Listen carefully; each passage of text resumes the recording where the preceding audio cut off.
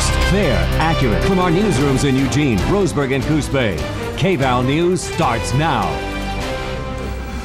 Kval's Can Do Food Drive is in full swing tonight. Your non-perishable food and cash donations will benefit Food for Lane County. Good evening. I'm Jackie Garrity. Thanks so much for joining us.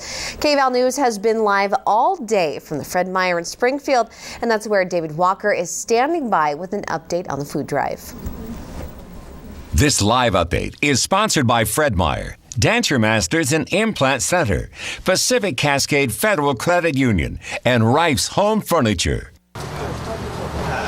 Jackie, we're here at the Fred Meyer store. It's at 5th and Q in Springfield for the Kval Can Do Food Drive. And I just have to tell you, this has been a phenomenal day. Thanks to our viewers who are really coming through with the donations of non-perishable foods, cash donations. This has been a great food drive, and we still have an hour and a half. So we're asking all of our viewers to come out and join us. And, of course, Ellen Minnie, you've been out here all day today. It's been a great food drive. What are we really looking for here? Yeah, definitely. It's been so great to see all the generous people. Really, we're looking for non-perishable items, but more specifically, protein-heavy items like peanut butter, tuna, canned meat, stuff like that. We accept all donations, but that's what's really in need right now. And need is the key word here. Lane County, we're seeing that need continue to grow for people who don't know where that next meal is going to come from, don't know how they're going to feed the kids that night. They rely on Food for Lane County for those food baskets.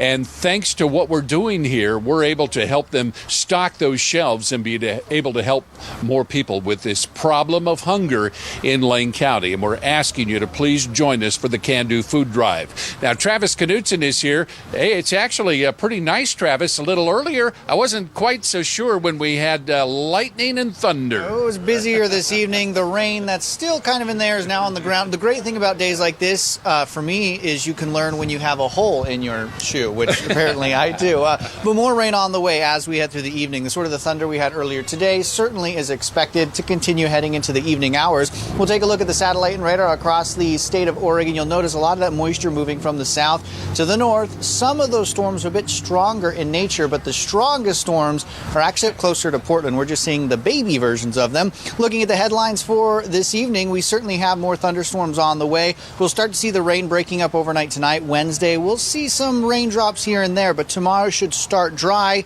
Rain returns again for our Wednesday afternoon, our Wednesday evening, but as of now, it still appears that Saturday and Sunday should be dry. Now, here's the power planner for tonight. We'll see our lows in the 40s, highs tomorrow back into the 50s. Rain certainly will be off and on, starting dry tomorrow, but then the showers, the thunderstorms return for tomorrow afternoon. But I'm just happy that we have a big old tent that sort of makes this whole event a little bit easier to handle on days like today. Yeah, this is a beautiful spot here at Fred Meyer in Springfield. It's right along Q Street. Come right along 5th by the gas station. Come on in and bring your donation of those non-perishable food items and help with the Can Do Food Drive. Help the people in need here in Lane County. Jackie? All right, thanks, David. Well, I was lucky enough to be out there earlier today with you, and we were certainly talking to a lot of people. Now, David, what are people saying to you when they're dropping off that food? You know, you hear everything. You hear from people who just want to help. You hear from people who have had help from Lane County, more than you would believe, who say, I have been there to get food boxes. Now I have a job. Now I'm in a better situation, and I can give a little bit to help other people, and they're more than happy and willing to do it. It's really quite heartwarming to see how people in our community step up to help others who are in need. And Jackie, we're here till 6:30. Hope everybody will come on out. Back to you. All right, thanks, David. We're going to hear more from David and everybody down there later on in the show.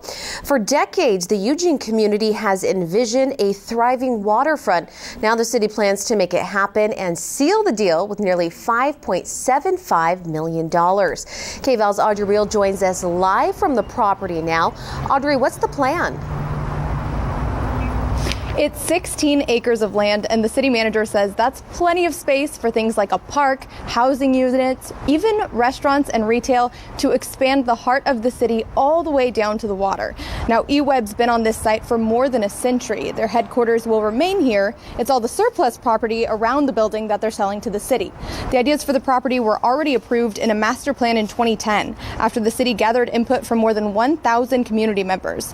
Now, a spokesperson for eWeb says it's time to hand over the reins to develop the area. It's a special place. This is a special place for our community. We're excited, like the rest of the public, to see it enter its next phase and see what its future will hold. Discussion on this project actually started 20 years ago, so the city and eWeb are glad to be moving forward.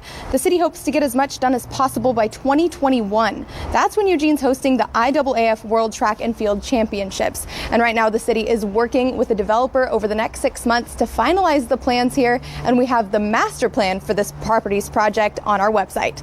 Live in Eugene, Audrey Wheel, Kval News. Audrey, thank you. Eugene police need your help to find a 50-year-old missing woman. She's been missing since Monday night. Police say Melissa Mona was last seen around 11:30 at her home in the area of Minnesota Street in Barger. Police say the suspicious condition in which she left causes more concern for her well-being. Mona is described as 5'8" with brown hair and green eyes. She was last seen wearing skinny jeans, a white shirt, and Chuck Taylor style shoes. Call Eugene Police if you have any information. Officials are working to identify a body found off Highway 58. According to the Lane County Sheriff's Office, the body was reported late last night near the Willamette River. Deputies say there are no obvious signs of trauma. The Lane County Medical Examiner's Office is investigating. Now to a traffic alert this evening. Highway 38 is closed due to a truck crash. Oregon State Police say the driver of the truck was taken to the Lower Umpqua Hospital. We've got no word yet on his condition. ODOT crews are on scene right now to remove the truck and debris. Homeowners and renters, you're going to want to listen to this. A family is left homeless after Friday's windstorm when a tree crashed into their uninsured trailer. Now they're ready to share their story of caution with us. KVAL's Megan Shin reports. Every time we come, it gets a little bit harder to see it. This is Cassandra Riddick's home. You can just see the whole ceiling and everything, the cabinets. Early Friday morning, winds were ruthless. So I threw myself over our son. I pushed up against the corner up there underneath the cabinet. That's when a tree split in half and came crashing down on the trailer. Closed my eyes and just held on tight and just hoped and prayed that it would stop. The trailer, hers now for just over a year, but Cassandra says the five-wheeler is uninsured. We were told that it was too old to insure because it's an 84. And however, we didn't realize though, and nobody had really told us that you can get renter's insurance on anything you live in. So now she's living on couches. We're back at where we were a year ago, really. That's just the saddest situation because it is avoidable. President of the Northwest Insurance Council, Kenton Brine, says people are frequently underinsured or have no coverage at all. There is an insurer out there, undoubtedly, out of the hundreds that are riding in the Oregon marketplace that will insure that property, absolutely. Brine says renter's insurance can be found as cheap as $13 a month, a lesson learned too late for Cassandra. The crowdsource funding option, the GoFundMe page or something like that might be the best early option for someone who's stuck in a position where they've got a child and everything that they have has been lost. It's just overwhelming when a community can come together and help. I'm beyond thankful. Red Cross and a local church are helping Cassandra and her family get back on their feet, but Cassandra wants others to be reminded. You cannot prepare enough for something like this. And the cost of insurance is significantly less than losing it all. Megan Shin, Kval News. Kenton says if you loan or lease a property, you almost always have to have renter's insurance. But during large-scale disasters like December's storm, a governor can request federal assistance with a disaster declaration, and people without insurance can possibly receive some of that FEMA money. Well, more than 24 people have tossed their hats into the ring, hoping to become Lane County's newest commissioner. KVAL's Tom Adams has been watching the process unfold and joins us tonight with an update. Tom. Tom. Well, Jackie, the County Board of Commissioners has been working all day today to try to fill the vacancy in the East Lane Commission seat. Former County Commissioner Fay Stewart stepped down from his post about 3 weeks ago. 26 candidates qualified to face the county board this morning. They each had 3 minutes to state their case. The group included a former county commissioner, a former state lawmaker, and also a former Eugene city councilman. Following the interviews, commissioners whittled down that field to 9 finalists. I'm looking for somebody that understands what it means to be a rural commissioner, where you are the first level of government for a good portion of your district. I had quite a learning curve. This is the most complicated form of government in the entire state. I will tell you that right now from absolute hands-on experience. Next candidate for Among the list of the final 9 were former County Commissioner Cindy Wheeldryer of Cottage Grove and former state lawmaker Cedric Hayden.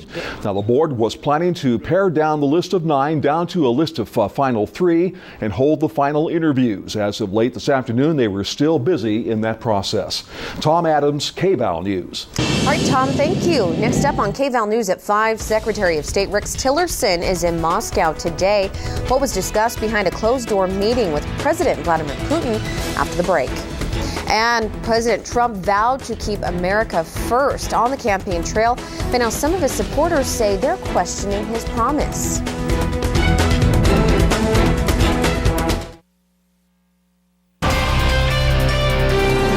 First, fair, accurate. You're watching Kval News.